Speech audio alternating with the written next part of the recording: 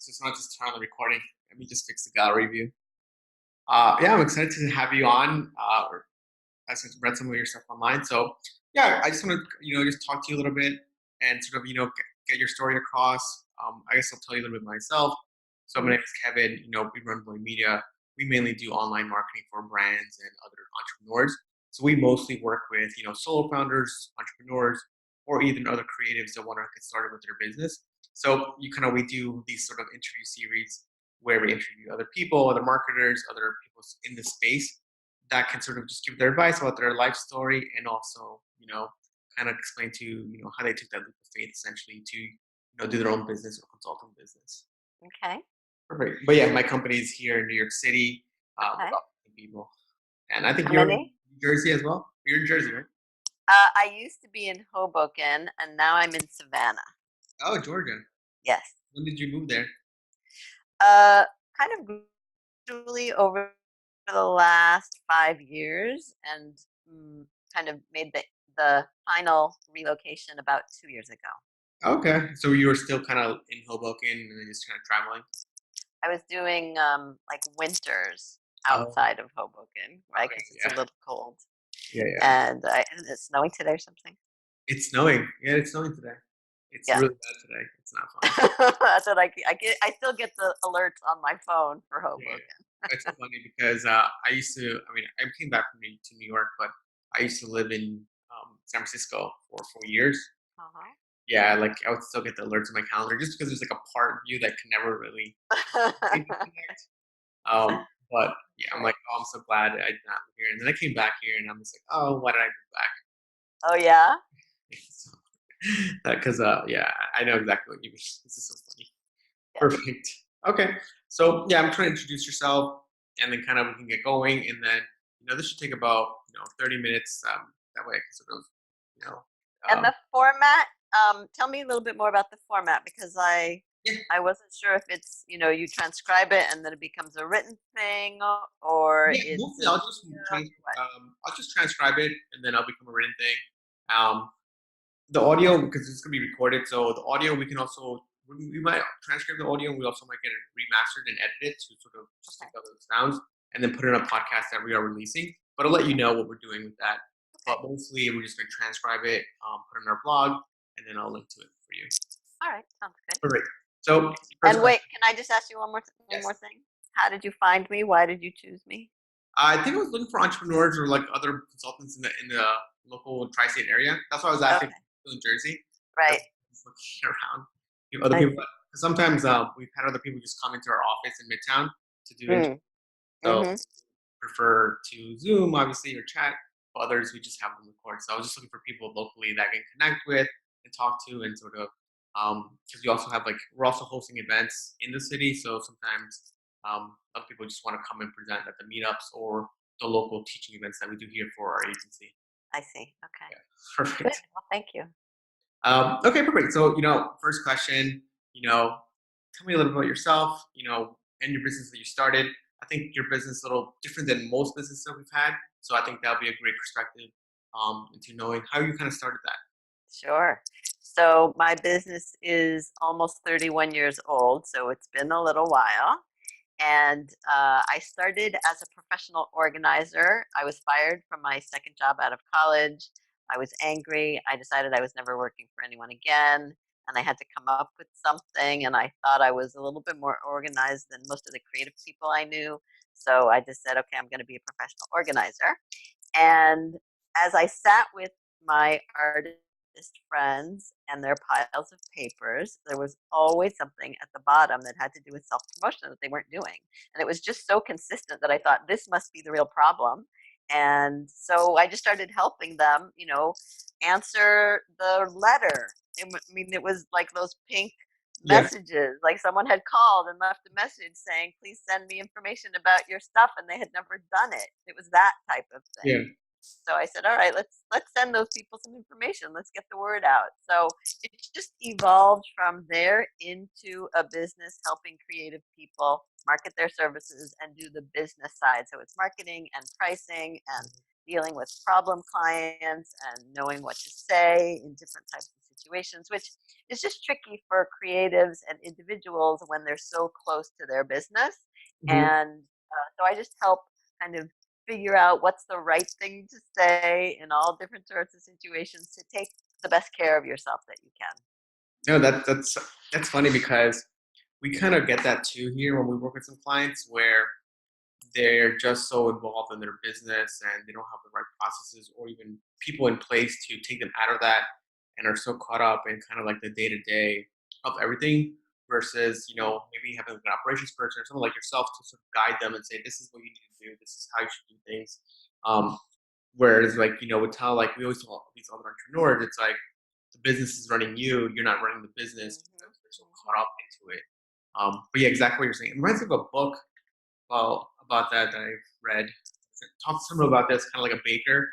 They get so caught up into their own business where you know, they think they can make the person. They are the only ones that can make the perfect recipe. They can't hire somebody else because they don't. They're not going to make the perfect recipe like them. But then you always tell them like, hey, like if this person that you hire can at least make it 90% as good, you can focus on growing your business and showing people all the great cakes and stuff that you can make for the bakery. That way, you can get more clients, you can get more business. Perfect. And then sort of like this, how long was that transition, when you kind of were doing this that you're like, hey, like this is a business, like there's other people like this that need to help. Basically, I need to help. It didn't take long to notice what was happening, but it has taken many years to evolve it and to narrow into the markets that I now focus on and specialize in, my niche, if you will, which is creative professionals, designers of all sorts, copywriters, other types of writers, consultants, photographers, etc. I mean, I didn't know I needed a niche Mhm. until maybe 15 years ago. Mm. So, and I feel like that's why it took so long because I didn't know. Now everybody knows they need a niche, even if they, resist it or rail against the idea of it. But still, people choose their vendors based on how much you know about what they're trying to do. So the more you can specialize, the more likely people Yeah, are going to, choose you basically. yeah, that totally makes sense. Because even here, like when we talk to clients, we always tell people like, yeah, we do e-commerce and then also Facebook and Instagram. Those are basically our two main things that we do. And exactly what we said, like we had last week saying, hey, I want to work with you guys because you guys only focus on this industry versus a little bit of everything.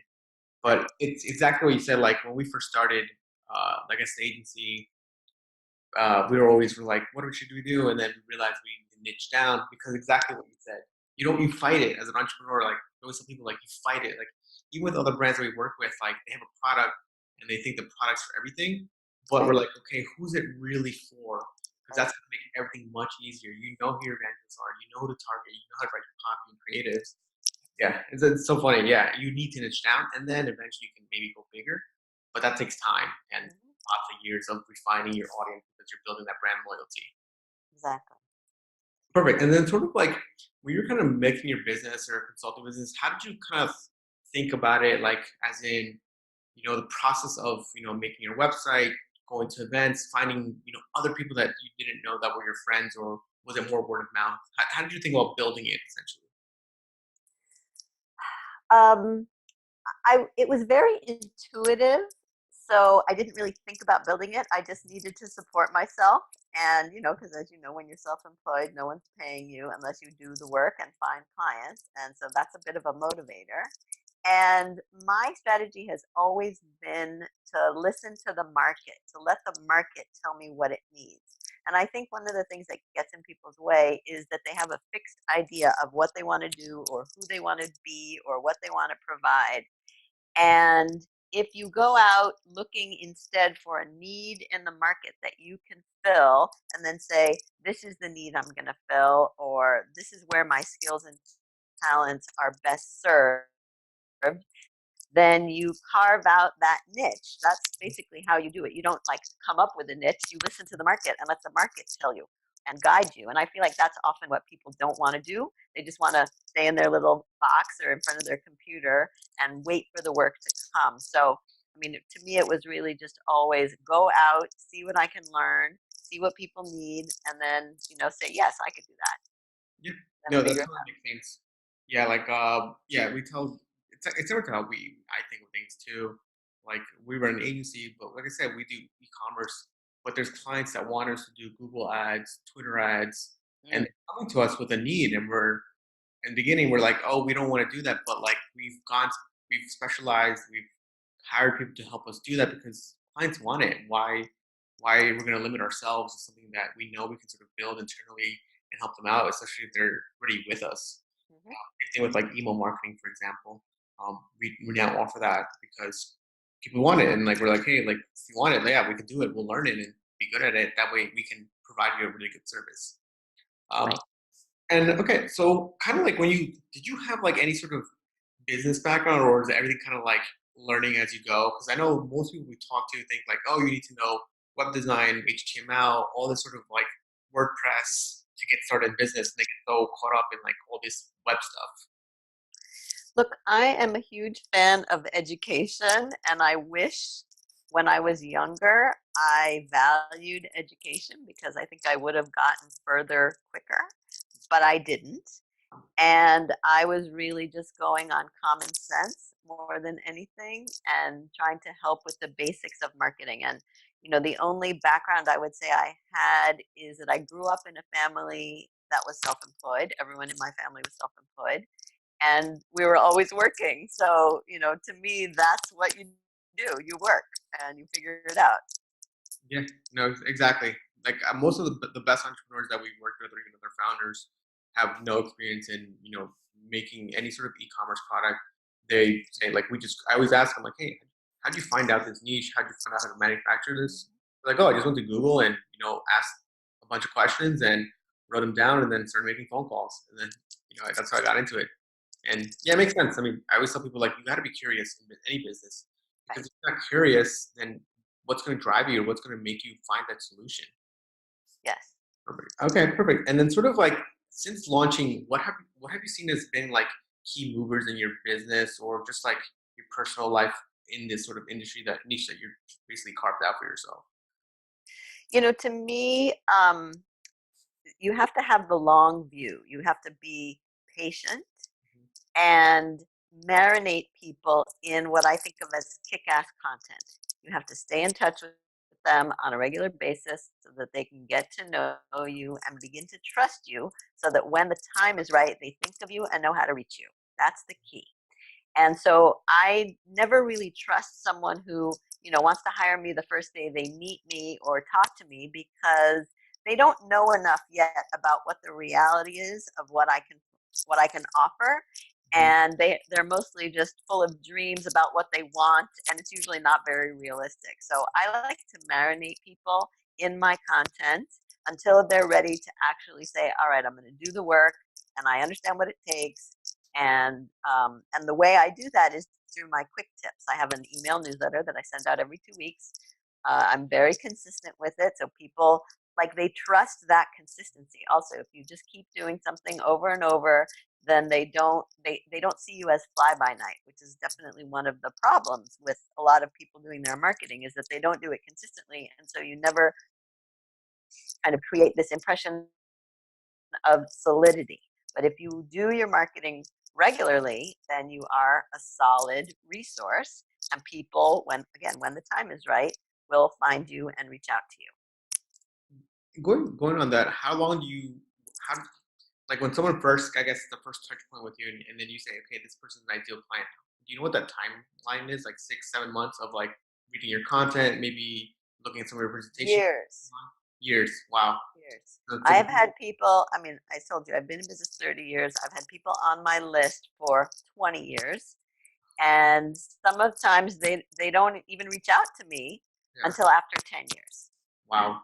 That's so it's like a very long term. And then Yes. once they come with you, you basically have them forever in their whole lifetime of career. Well, not necessarily. I mean, there are waves. People come and go. I have old clients. For some reason, right now, a lot of old clients are coming back. Hmm. I don't know why, but there's seasons to it, and so I'm very detached, Yep. truthfully. And I'm like, okay, I'm here if you need me. Take what you can use, go away, use it, come back. There's no need to hold on. Yeah. Yeah. Perfect.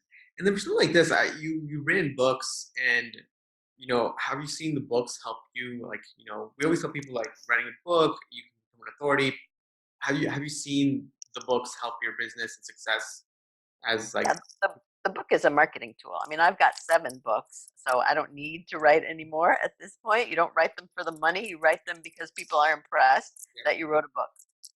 And how was writing that first book, like that feeling of, I gotta write my first book? Because when your first book came out? Maybe 10 years ago, I think. I think it was longer than that. I think it might have been 2001, like around 2001. Okay. You may know better than I do because I can't remember.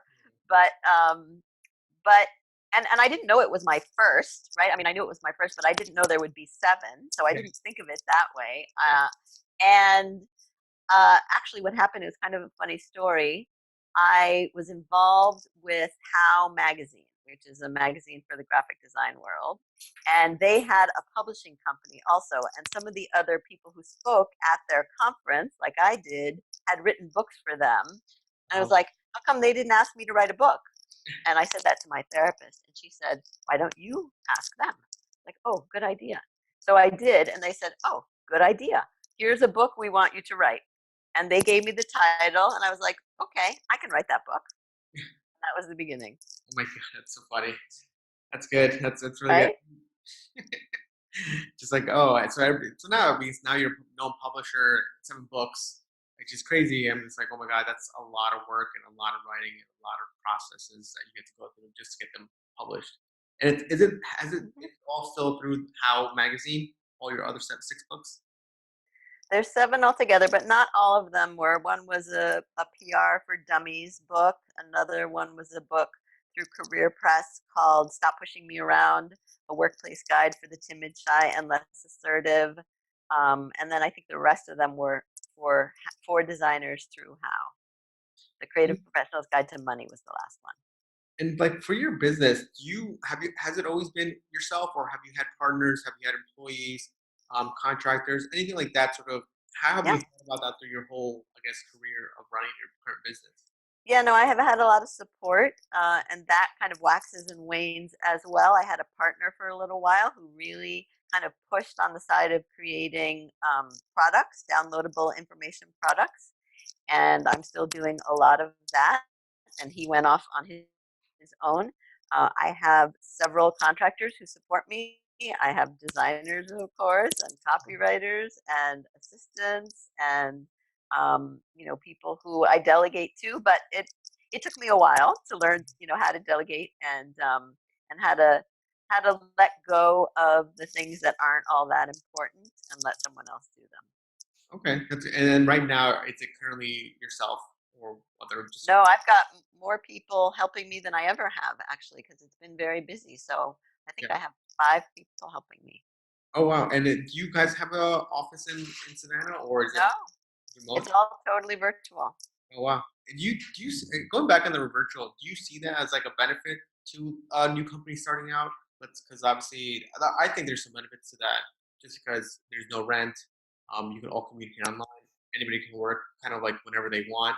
Right. Uh, how do you think of a remote work versus I guess in office work for a new business or a new I entrepreneur?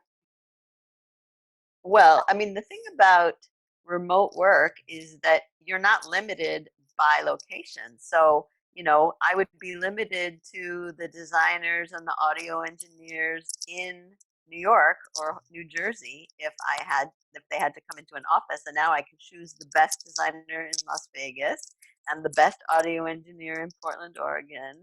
And, my assistant is in Detroit. Mhm. So it's just really nice. It makes it the choices much more available. Yeah, exactly. Yeah, same.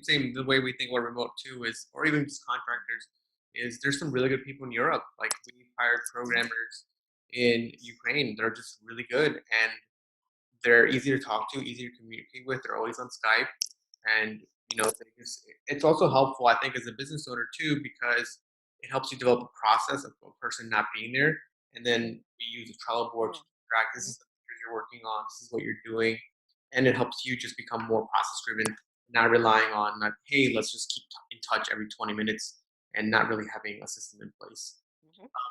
When you think about like hiring people, do you use any of those like third party websites like Upwork, Craigslist, or is it more like word of mouth, stuff like that? I don't.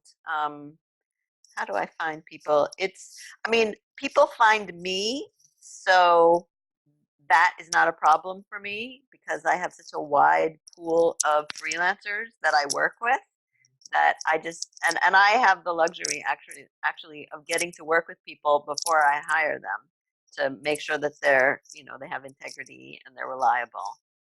So I have not used those services. Okay, yeah, yeah. I mean, here I've used Upwork a lot. It just makes it easy access. But like I said, yeah, word of mouth or even people that you meet at meetups, sometimes you're good. But like I guess another advice that you gave other people is you want to at least try working with them for a few months in order to see if they're a good fit for your business. If Right. they're gonna, even with like employees that you hire in house, you want to within the first three Try months, them out you can really tell if someone's gonna work out for because sure. the first week is always the best, and then it's like you start to see Right. what's how they really think, how they, Reality. yeah, the reality. Yeah, we always tell people hiring is probably one of the hardest things Mm, ever do, and it's either you hire too late, or you hire too fast, or you fire too slow, or you fire too mm, fast. It's right. never perfect, and it's just so tough. And I always tell new entrepreneurs that like that's probably going to be the hardest things you're going to do. Especially, I always think, especially starting out, because it's going to be your first time doing it, and then you're going to become attached to this person that Mm, you want to train and make better, and mhm. they're not reciprocating that. So that's something to always, I felt that when I first started out too. When it's like the first person, you really want to make them this great person that you think that you are and can be, and but sometimes it doesn't work out. You know. Mhm. Um, okay, so for running your business, like, what are some tools that you currently use to run it? It could be your website, it could be payments, it could be, or sort of, what are your everyday tools that you use to run your business? So for time management, I use Function Fox, which was designed for creative professionals. It's like a project management and time management system. My site is a Shopify site because I sell information products, so that works well. I also host 2 podcasts, and I use Zencaster for the podcasts. And for my to-do list, I don't have any project management software. I just have paper. I like paper. I Yeah. need it right in front of me. How do you? It's funny that you host 2 podcasts. How do you like? Is it like weekly episodes, monthly episodes? How do you have so much time to do all this stuff? I don't waste my time on frivolous, silly, distractible things. And the podcasts are every other week. Okay. And one is the Marketing Mentor podcast. So that's for my business. And the other is the How Design Live podcast, which is for the event that I'm part of, the How Design Live conference. I love podcasts. It's probably one of my favorite. I think Yeah, like I don't know. I just love it. Listening, running it. Like I can never keep up because I have so many podcasts. it's a lot. It's like, what are some of like, your favorite podcasts that you have besides like your own? Besides my own. What's funny? I don't really listen to business podcasts. I like my favorite one is called Making Sense with Sam Harris. It's kind of a philosophy, and he's a philosopher and neuroscientist, and he just talks to people about important issues. So I like that. I like the Daily from the New York Times. It's a good podcast. I like one from the BBC called The Life Scientific, which is interviews with scientists. I like to hear scientists talk and how they think. Those are my 3 top favorites at the moment. Yeah, I love the Daily. It's a great podcast. I also really like Entrepreneur on Fire, John Lee Dumas. Now, Hmm. I also listen to the Digital Marketer podcast. Talks about Facebook ads, so I love that one as well. Mhm. Yeah, I love podcasts, and I just wish like I love audiobooks as well, but I wish Mhm. there were just the audiobooks were a little bit more interactive, kind of like podcasts are. For some reason, it's like it's kind of like a similar genre. You're hearing it, but the books just don't get me. I mean, podcasts just get me more excited than I guess books. But It's funny. I love podcasts. And then when did you like for something like a podcast? Because you do a lot of speaking, writing books, and my podcast, or you're distributing your content everywhere. Is that kind of like you were saying this before? Like people hear you everywhere, listen to you, and see you. Like, is that was that always part of the strategy? When did you decide that you need to be everywhere for people to like know you and Well, it's not that I need to be everywhere, but you definitely need to provide the content in formats that um, apply to people's preferences. Some people like to listen, some people like to read, some people like to watch. And I don't know, I'm just a content machine. I constantly have ideas, and it doesn't take me long to act on them. So I just put it out in as many different places as possible. But it wasn't really the strategy, like I need to be everywhere. I just want to distribute my content. And so I do it in the ways that make sense for not so much for me, but for the people that I'm trying to reach. mm. And like, has has you ever had like a fear of like putting yourself out there? Like, let's say you're speaking, you're doing your podcast. Is that I know other entrepreneurs are always afraid to like. I mean, for me in the beginning, I was always afraid to like put myself out there, be like, oh, this is Kevin, and this is what he's doing. Was that something that you've had maybe starting early on, and how did you maybe overcome that? Or like maybe you tell your other creative people that hey, something you need to do, or Here's the thing. Um, a lot of people use the word fear when really I think they're talking about anxiety, number one. And most of the anxiety is self imposed and manufactured as a way to not do what needs to be done. And Mhm. I think that action essentially eliminates the anxiety and the fear. And the way to overcome it and to get to the action is to realize that it's not about me. It has nothing to do with me. Most people are not actually listening. They're not looking at me. They're totally focused on themselves. And maybe one little thing will get in from time to time. But the people who are anxious and afraid of putting themselves out there, I think don't understand.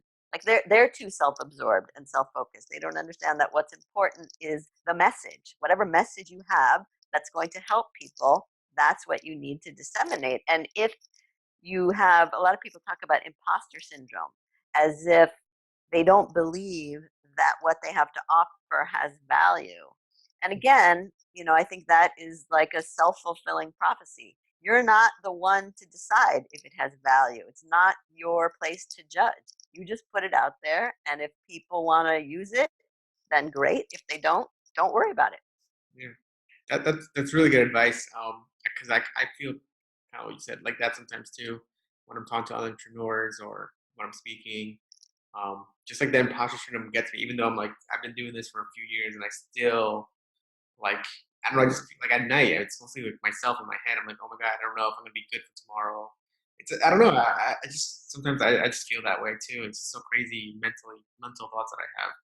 But I know it's like what you said. It's just like you're self-imposed and kind of have to like reiterate those kind of what you said to myself, like, hey, like some people will care about this, even though like I might not know as much, but I think I know a little bit more than some people, and I think it's going to be helpful.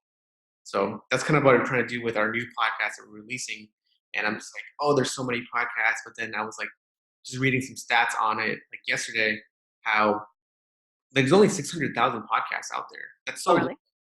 compared to how many websites and web pages there are, there's Mm-hmm. millions of websites. So I was like, there's still so much room for podcasters to like get into, even though I might not be the best speaker, but I still think I have a message that I want to people to learn or listen about. Hmm. So perfect. That was good advice. I love that one. I gotta watch that one again. You should Um, watch that one. the what?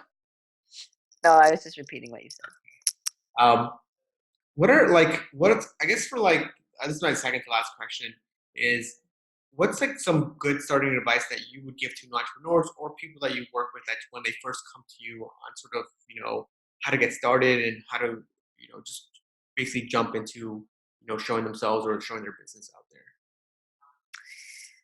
Well, in a way, it's related to what we were just talking about because people put obstacles in their own way and they complicate things. And so, my advice is usually start really small, keep it really simple, and you I find people over prepare and they want all their quote unquote ducks in a row or everything to be perfect, the website to be perfect, the LinkedIn profile to be perfect before they start connecting with people. And really, all that matters is connecting with people.